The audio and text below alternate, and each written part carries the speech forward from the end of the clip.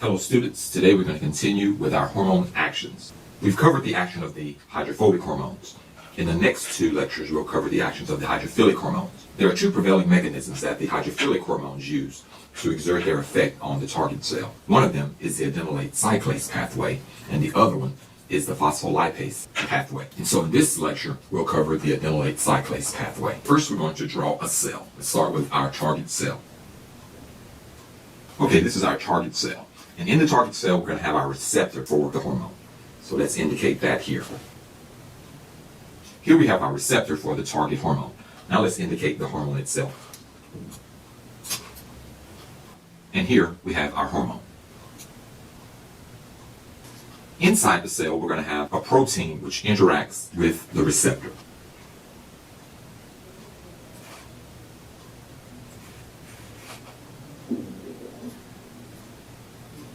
This protein is linked to GDP. This is the sequence of events so far. The first thing that happens is that the hormone binds to the receptor. When the hormone binds to the receptor, this activates the receptor. This activated receptor activates the protein that is associated with GDP and converts the GDP to GTP.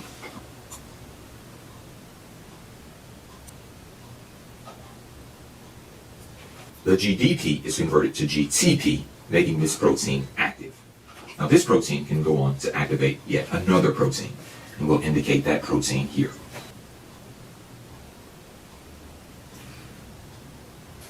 The GTP associated protein then moves to this new protein to activate it. So now this new protein is activated. Now this protein is an enzyme, so it's going to convert ATP to cyclic AMP. So let's indicate that here.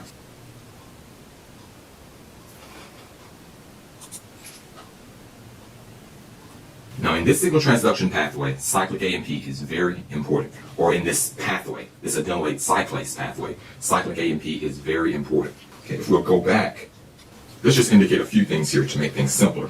Indicated here is our hormone. Since the hormone brings the signal to the target cell, we call the hormone the first messenger.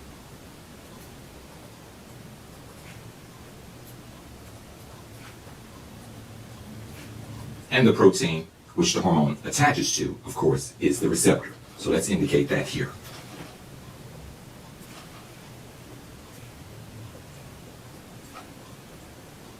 So if our hormone is our first messenger, some molecule within the cell is going to be our second messenger. And let's identify our second messenger. The GDP-associated protein is going to be activated by the addition of GTP. It's not the second messenger. This enzyme, which is activated by the GTP-associated protein, this enzyme is called adenylate cyclase. This is the enzyme for which the pathway is named.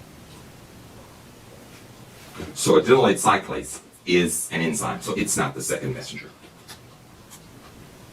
Adenylate cyclase converts ATP into cyclic AMP, or CAMP. So cyclic AMP is our second messenger. So let's highlight it here.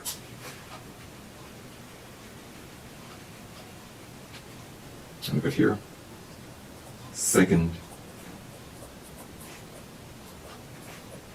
Our second messenger is cyclic AMP. Okay, let us continue. Cyclic AMP activates another protein.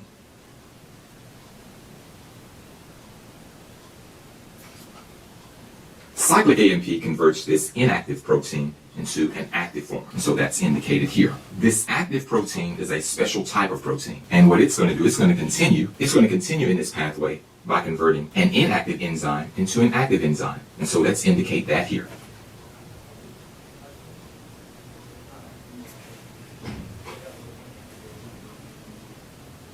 Here we have our blue active protein. And this is a special protein. What it actually does is adds a phosphate to the inactive enzyme to convert it to an active enzyme. So let's indicate that here. The act of phosphorylating the inactive enzyme activates it. So there's a special name given to proteins which add a phosphate to other proteins, or add a phosphate to other substances. We call these kinases. And so the protein here is a kinase. Now we've made it to our active enzyme. What happens with the active enzyme? The active enzyme actually converts a cellular substrate to a product. So let's indicate that here.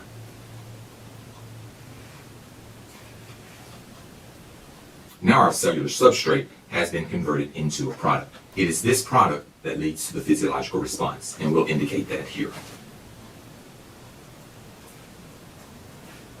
And now we have our physiological response. So let's go through all of the steps. Okay, the first thing that happens is that our hormone, which is the first messenger, binds to the receptor. This activates the receptor. The GDP-associated protein is then activated by exchanging GDP for GTP. The GTP-associated protein then goes on to activate adenylate cyclase. The adenylate cyclase, now activated, converts ATP into the second messenger, cyclic AMP, or CAMP. The cyclic AMP then activates an inactive protein to an active form. This is going to be an inactive kinase to an active kinase. Kinases phosphorylate proteins or other substances. So the activated kinase is then going to activate and phosphorylate an inactive enzyme to an active form. So the active enzyme now has a phosphate associated with it, making it active. The active enzyme then converts a cellular substrate into a product. And this product is what leads to the physiological response. And so this is how our hormone actually binds to the outside of a cell and transmits its signal to the inside to give a physiological response. There are two other points I want to mention about this pathway, and these pathways in general, where the hormone binds to the outside. The first one is amplification. And so you want to think about it like this. There may be one hormone which binds to one receptor.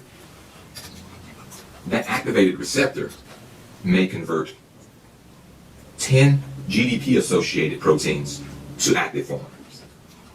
Those 10 GDP-associated proteins may activate 100 adenylate cyclase enzymes. Those 100 adenylate cyclase enzymes may convert 1,000 ATPs into 1,000 cyclic AMPs. Those 1,000 cyclic AMPs may activate 10,000 inactive proteins. Those 10,000 activated kinases may phosphorylate and activate 100,000 active enzymes. Those 100,000 active enzymes may catalyze the reaction of 1 million products.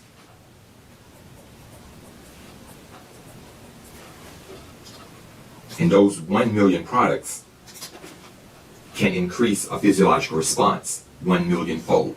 And so this is how the action of one hormone can be amplified numerous times to give a large, fast, and strong physiological response. And so that was the first point I wanted to make, and that's amplification. These pathways are very important in that they amplify a signal. So amplification.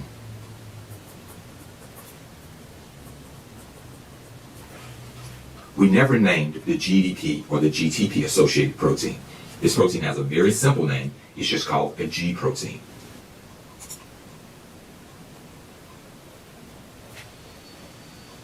And now that we know that this is a G protein associated with the receptor, we can give the receptor a more specific name.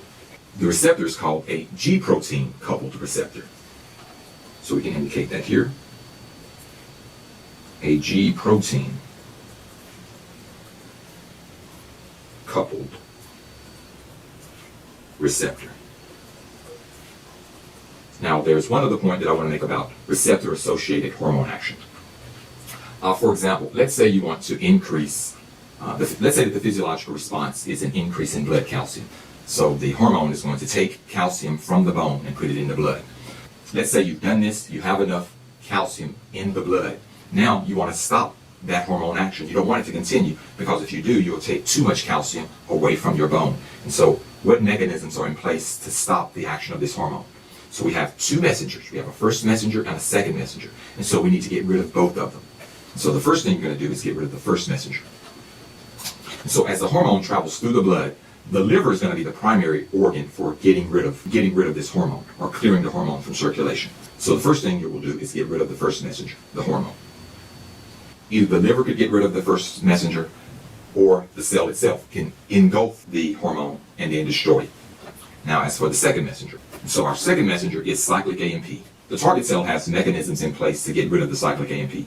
And so what happens, the cyclic AMP is converted into AMP.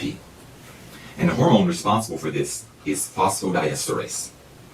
PDE. Phosphodiesterase. Phosphodiesterase. That's a pretty long name. A pathway in which the signal is transferred from the outside to the inside is sometimes called a signal transduction pathway because the signal is transduced from the outside of the cell to the inside of the cell. So let's indicate that term here.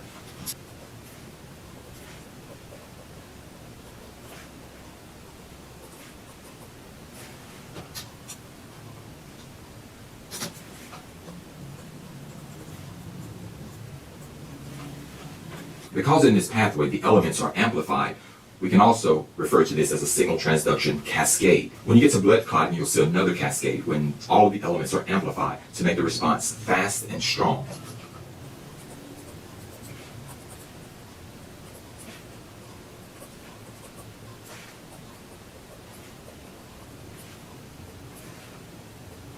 And the word cascade implies that there is amplification.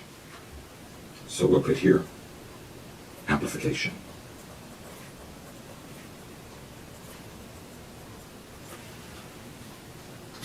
And so these are all of the elements of the signal transduction pathway involving adenylate cyclase. Now let's identify the hormones that utilize this pathway. Here we're going to have ACTH, adrenocorticotropic hormone. We're going to have FSH, follicle stimulating hormone. We're going to have LH, luteinizing hormone. We're going to have parathyroid hormone. We're going to have a hormone that we haven't talked about, glucagon. So I'm going to indicate that one with a different color.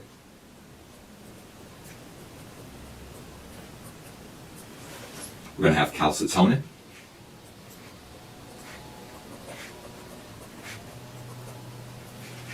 And we're going to have the catecholamines.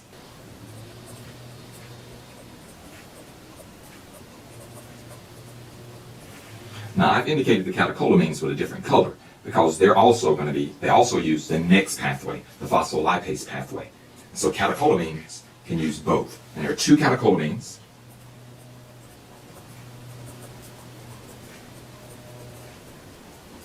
Epinephrine and norepinephrine.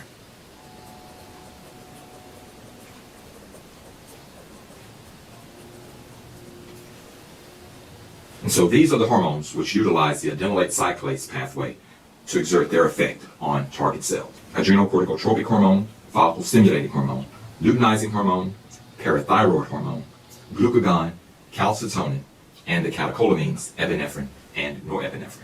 And so this concludes this lecture on the adenylate cyclase pathway. Hope that you learned a lot.